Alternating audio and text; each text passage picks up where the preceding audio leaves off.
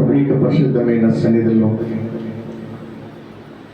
దేవాది దేవుని యొక్క ఉచితమైన ప్రేమలో అందరూ కూడిన వారి కదా 18వ కీర్తన 18వ వాక్యాన్ని చూసినట్లయితే దేవుడు చక్కగా మాట్లాడుతూ ఆపత్కాలమందు వారు నా మీదకి రాగా యెహోవా నన్ను ఆదుకొనెను.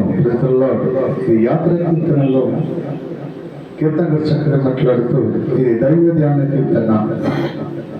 ఈరోజు మనం జ్ఞాపకం చేసినట్లయితే దావీదు గుహలో ఉన్నప్పుడు దావీదు తన మామైన సౌలు సైన్యంతో దావీదును చంపాలని, దావీదు ప్రాణం తీయాలని ఒక మానవుడైన అభిషేకించబడిన సౌలు అభిషేకించబడిన దావీదుని చంపాలని చూసిన సమయంలో దేవుడు తప్పించేవాడిగా ఉన్నారు.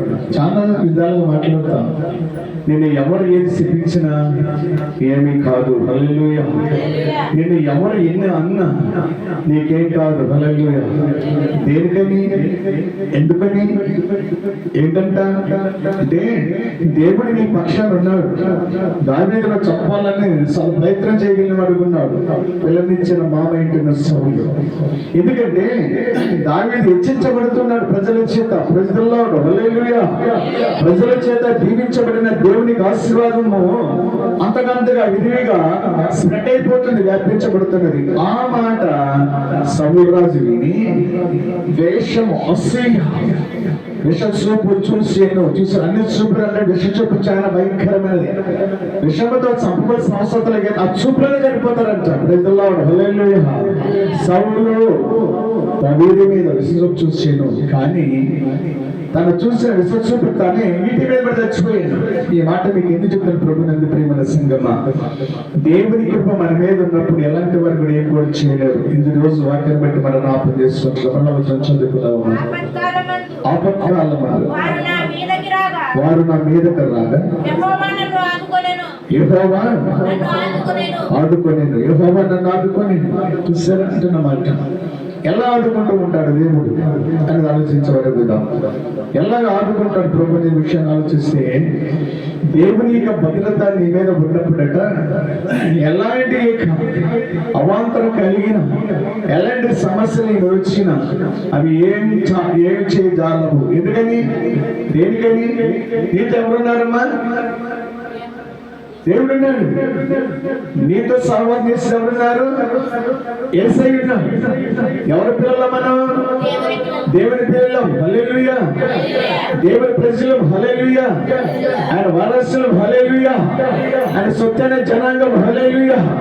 ఆయన సొత్తైన పిల్లలు ఉన్నాం కాబట్టి ఆయన మనకేంటంటే అన్ని విధాలుగా కాల్చేవాడికి వచ్చింది. వారందరూ నా మీదగా రాగా నన్నేం చేయలేకపోయారని దావీదు అంటున్న మాటను బట్టి మనం జ్ఞాపకం చేసుకొచ్చిన ఈ రోజున ప్రభునందు ప్రేమల సంగమా, ఈ రోజున ప్రభావిత మాట్లాడుతున్నా.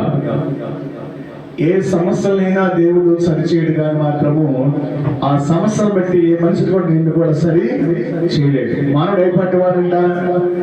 మానవుడు ఏ పాటి వాడు? దేవుడికి సటైన వాడా కాదు. అందుకోసం జ్ఞాపకం చేస్తున్నట్టే ఆపత్తి కాలం నందు ఒక స్త్రీ ఉన్నది, ఆమె పేరు సమరస్త్రీ. చాంచలు చెప్పుకుంటూ పోయినా సమరస్త్రీ ఉన్నది, అలాగే పాపాత్మ స్త్రీ ఉన్నది.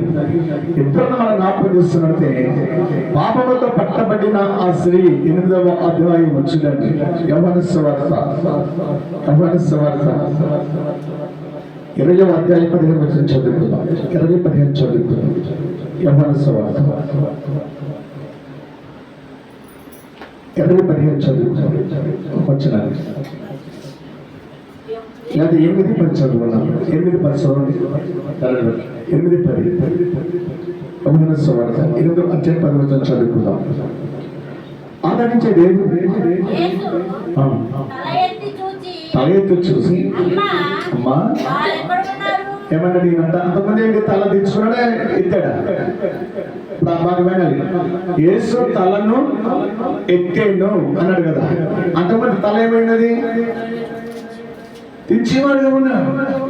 అంటే ఆదరణ లేని తన జీవితంలో ఆదరించలేని ప్రజల మధ్యన ఏదో జరిగిన తప్పిదమును బట్టి మనుషులైన వారు ప్రేమించుకోకుండా ఆదరించలేని స్థితిలో ఉన్నప్పుడు వాళ్ళందరూ కలిసి మూకుమ్మడి ఆ స్త్రీ మీద ఫోకస్ పెట్టారు. Praise the lord. హల్లెలూయా.